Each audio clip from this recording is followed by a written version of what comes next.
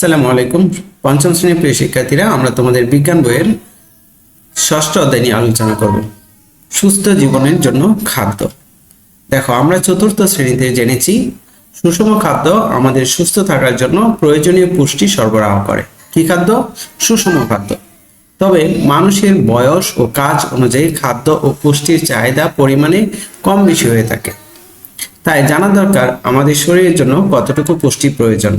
তাছাড়া সুস্বাস্থ্যের জন্য আমাদের কোন কোন খাবার খাওয়া উচিত।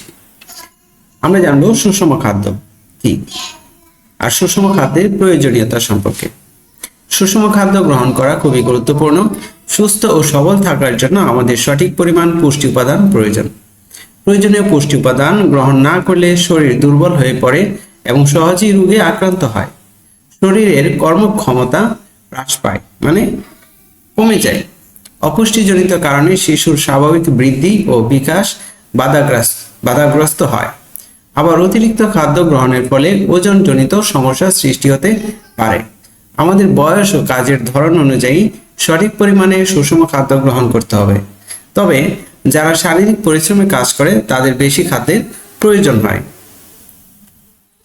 দেখো কিভাবে আমরা সুষম খাদ্য নির্বাচন করতে পারি। এখানে খাদ্যের পরিমাণ একটা ছক দেওয়া আছে, কখন খেয়েছি, কি খেয়েছি, কতটুকু খেয়েছি, এটার একটা তালিকা এখানে দেওয়া আছে। 3 নম্বরে দেখো নিরাপদ খাদ্যের গুরুত্ব। কোনো প্রকার রাসায়নিক দূষণ বা ক্ষতিকর জীবাণুমুক্ত খাবারকে নিরাপদ খাবার বলা হয়। কোনো প্রকার রাসায়নিক দূষণ বা ক্ষতিকর জীবাণুমুক্ত খাবারকেই নিরাপদ খাবার বলা হয়। খাবার পুষ্টিকর হলেও নিরাপদ হওয়া দরকার। পুষ্টিকর খাদ্য নিরাপদ না হলে আমাদের শরীরে কোনো কাজে আসে না। প্রয়োজনীয় পুষ্টি গ্রহণ না করলে শরীর যেমন দুর্বল হয়ে পড়ে, তেমনি অনিরাপদ খাদ্য গ্রহণে নানা প্রকার রোগ ব্যাধি হয়। তাই আমাদেরকে কি করতে হবে? অনিরাপদ খাদ্য গ্রহণ থেকে বিরত থাকতে হবে। দেখো, সুষম খাদ্য গ্রহণ বলতে খাদ্যের প্রতিটি প্রকার থেকে সঠিক পরিমাণে খাদ্য গ্রহণ করাকে বোঝায়। নিচের ছকে 6 থেকে 12 বছর বয়সে শিশুদের জন্য প্রয়োজনীয় খাবারের পরিমাণের একটি সাধারণ নির্দেশনা দেওয়া হলো। ঠিক আছে, যাদের বয়স 6 থেকে 12 বছর তাদের খাদ্য তালিকাটা কিরকম হবে। দেখো, খাদ্যশস্য ও আলু। খাদ্যশস্য ও আলুতে কি থাকে? শর্করা থাকে। খাদ্যের নমুনা কি?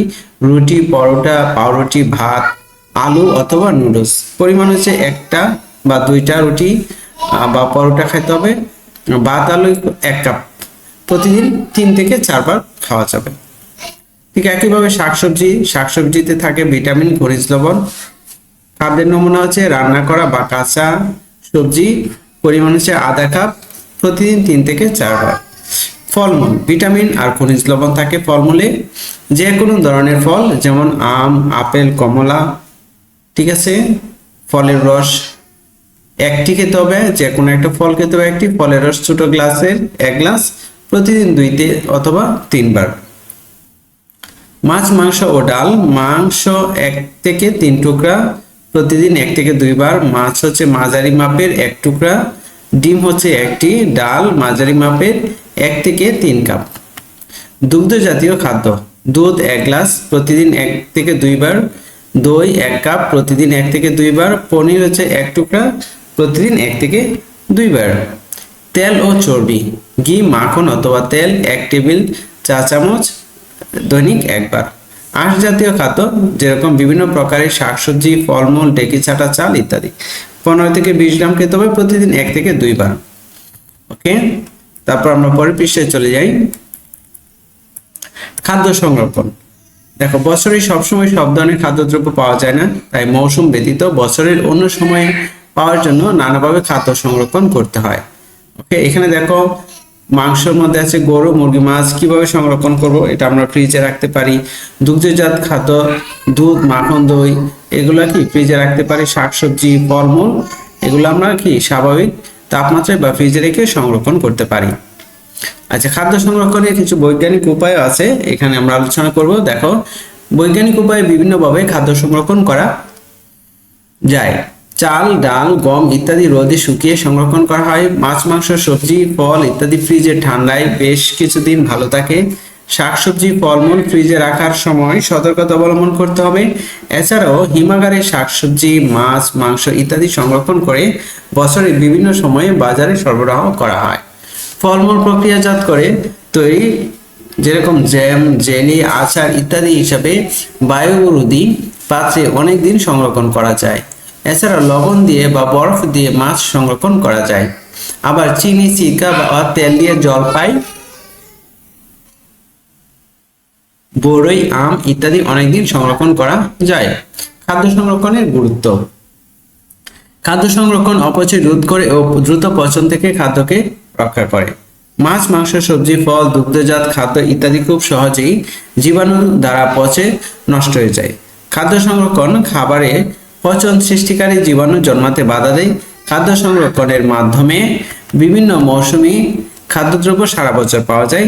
এছাড়া খাদ্য সংরক্ষণের মাধ্যমে অনেক দূরবর্তী এলাকায় সহজে খাবার সরবরাহ করা যায়। যে সকল খাদ্য কম খাওয়া উচিত। দেখো, প্রয়োজনীয় পুষ্টি পেতে আমাদের সুষম খাদ্য খেতে হবে, কিন্তু সুস্বাস্থ্যের জন্য আমাদের কোন খাবার খাওয়া উচিত আর কোন কোন খাবারগুলো পরিহার করা উচিত। দেখো, এখানে একটা চার্ট দেওয়া আছে। ওকে, দেখো এই ফাস্ট ফুড গুলো দেওয়া আছে, আবার এখানে কিছু ফল দেওয়া আছে, দুধ দেওয়া আছে, কোক দেওয়া আছে, কিছু ছবি এখানে দেওয়া আছে।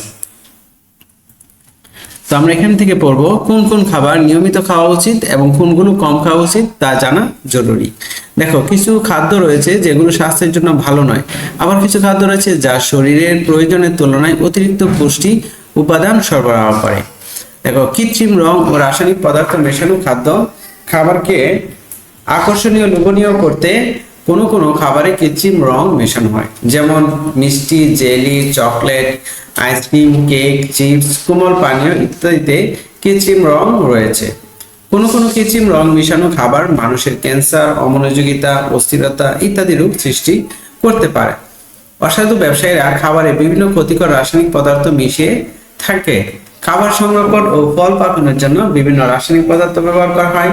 এই সকল ক্ষতিকর রাসায়নিক পদার্থ মিশ্রিত খাদ্য গ্রহণের ফলে বৃক্ক ও যকৃত কি অকার্যকর হয়ে যেতে পারে, ক্যান্সারের মতো রোগও হতে পারে। দেখো, এখানে একটা ছবি দেওয়া আছে এবং এগুলো হচ্ছে কি জাঙ্ক ফুড। এই খাবারগুলো কি জাঙ্ক ফুড। দেখো, তোমাদের কেউ কেউ হয়তো জাঙ্ক ফুডের নাম শুনে থাকবে। জনপ্রিয় জাঙ্ক ফুডের মধ্যে রয়েছে burger, pizza, potato chips, fried chicken, কোমল পানি ইত্যাদি। জাঙ্ক ফুড সুস্বাদু হলেও সুষম খাদ্য নয়।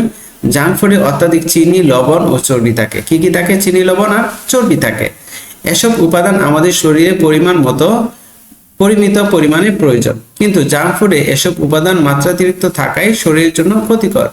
সাধারণ খাবারের বদলে জাঙ্ক ফুড খেলে পুষ্টিহীনতা, অতিরিক্ত ওজন বৃদ্ধি বা মোটা হয়ে যাওয়া ইত্যাদি সমস্যা হতে পারে।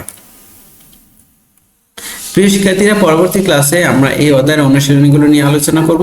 তো সেই পর্যন্ত ভালো থেকো আর চ্যানেলটি সাবস্ক্রাইব করে ফেলো। তো সবাইকে ধন্যবাদ দিয়ে আজকের মতো এখানেই শেষ করছি। আল্লাহ হাফেজ।